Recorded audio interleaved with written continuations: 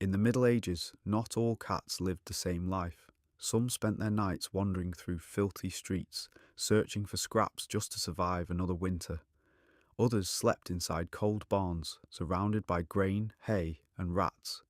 But the luckiest cats of all lived behind monastery walls or inside the homes of wealthy nobles, because in medieval Europe, a cat's life depended entirely on the humans around it.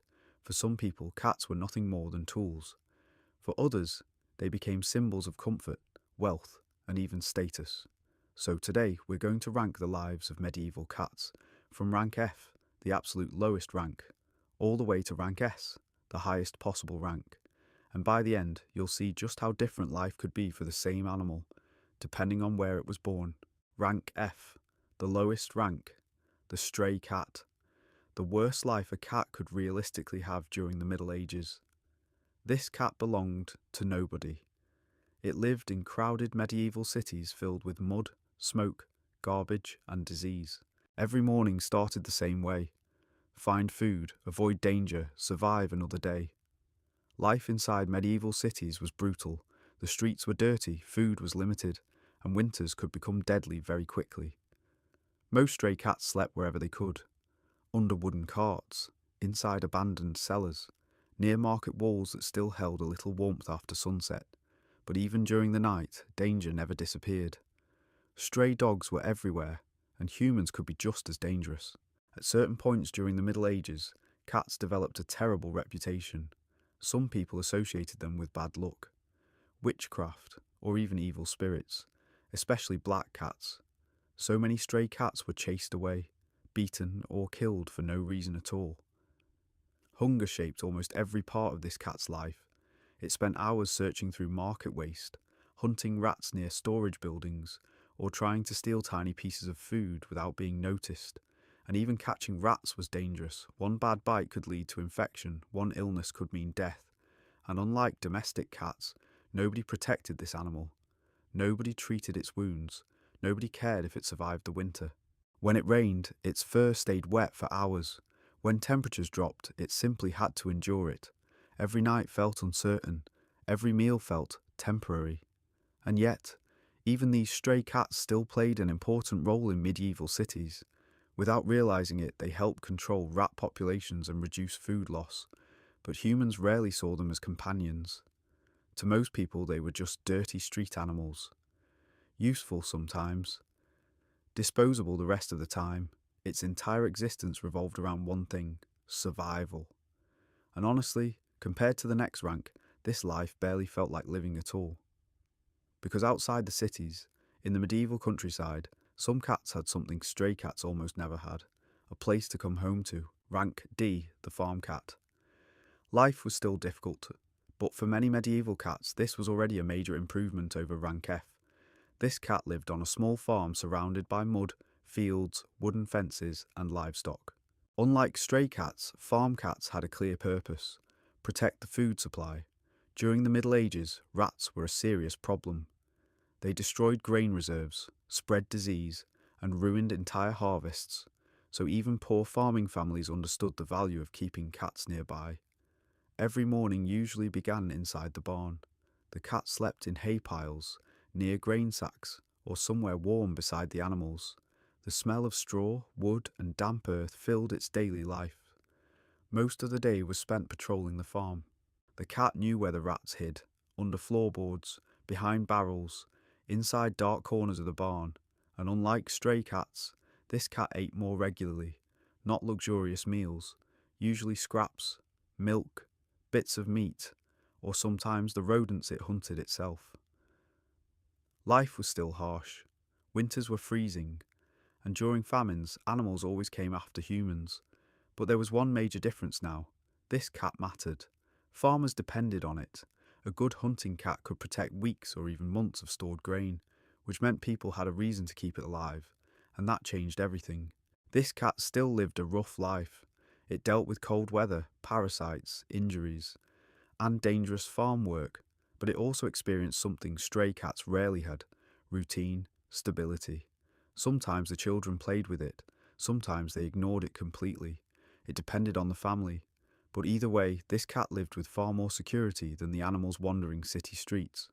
Its life was difficult, but stable, and in medieval Europe stability was already a privilege, but some cats lived even better than this, because inside growing medieval towns, another type of cat slowly began living closer to humans than ever before. Rank C, the merchant's cat. This is where life starts becoming genuinely comfortable. This cat lived inside a house connected to a shop, workshop, or small business. Its environment was completely different from the farm. The floors were dry, the walls were warmer, and food became much more consistent. But the biggest change wasn't the house itself, it was the relationship with humans. The merchant's cat still hunted mice and rats, but now it also became part of daily family life. Every morning, the cat woke up near fireplaces, wooden furniture, and busy rooms filled with conversation. It heard customers entering the shop downstairs, horses moving through the streets outside, and merchants opening their businesses at sunrise. Unlike farm cats, this cat spent much more time indoors. It slept more comfortably, stayed warmer during winter, and avoided many of the dangers found outside city walls. The family often became attached to it. Some cats even received names, and during the Middle Ages, that was important. Because once an animal receives a name, it slowly stops being just a tool. This cat also had better protection. Merchant families usually had more resources than peasants, so if the cat became sick or injured, it had a better chance of surviving, but life was still far from perfect. Medieval towns remained dangerous places.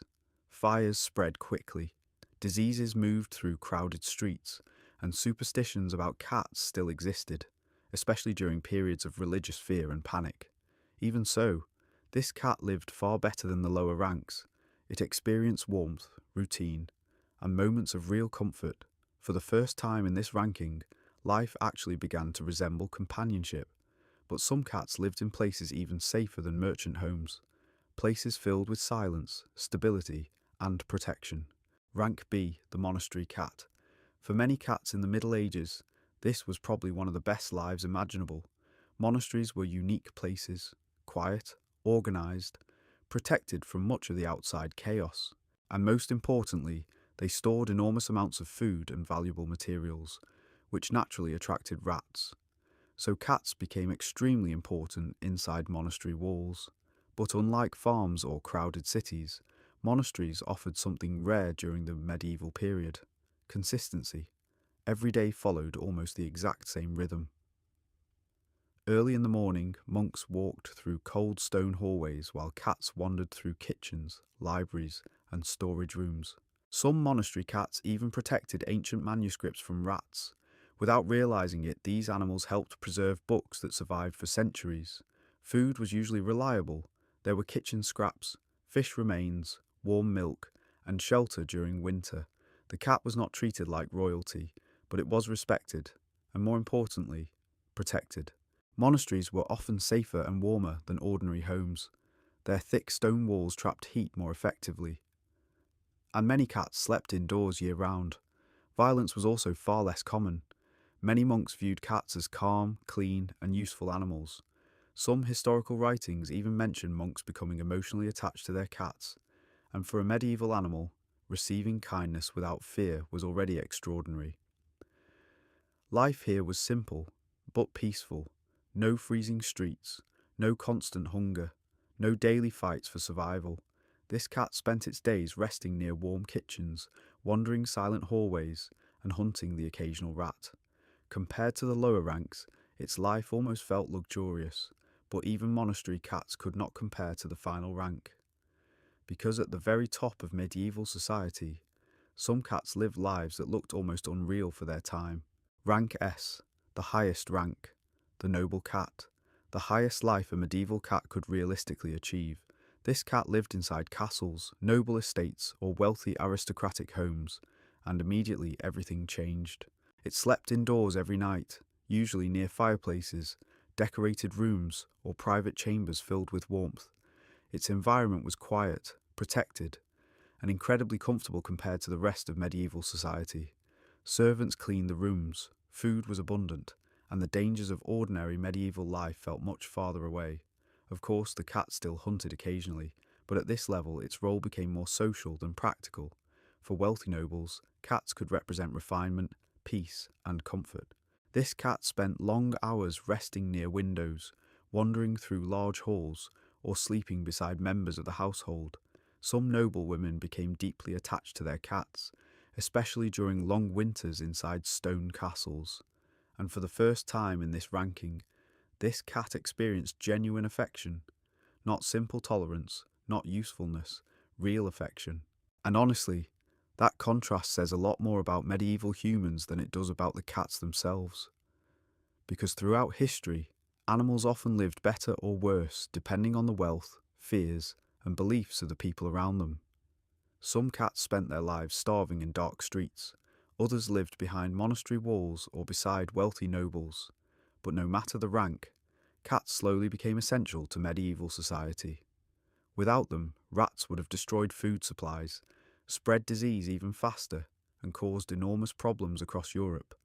And over time, that usefulness slowly transformed into companionship, which is probably why hundreds of years later, cats still manage to stay exactly where they wanted to be, right beside humans,